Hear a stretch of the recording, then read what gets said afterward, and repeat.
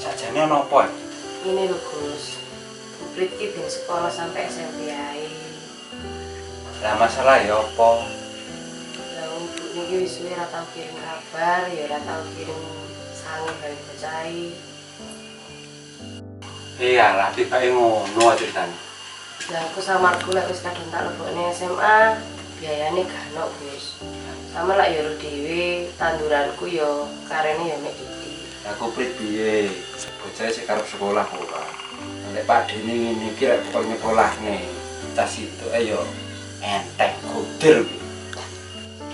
Yo rek Kuprit ki karep ping sekolah, tapi iki cuma kendalane kok biaya Gus. Jajal sih Kuprit kan rene. Wis to manut to Pak Demu Giono. Mosok awakmu gak pengen kaya Pak Demu? Wes Kuprit. Pokoke sampean gelem semangat sekolah. Nah, mari ngono ngrewangi Pak Demu mati japi. Tol. Padhet makanan bersama gowo.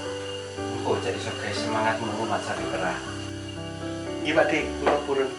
Tapi ya kuwi kudu telaten, kudu sabar.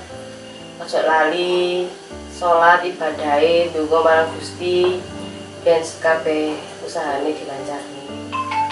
Ya wis, lek yang ngono sesuk sampean moro nang omah. Ditutur tata carane piye rumah sakit. Siapa nih? Wis Don. Senarin saiki wis awan, aku tak nang balik. Aku sing sediain nih salatine.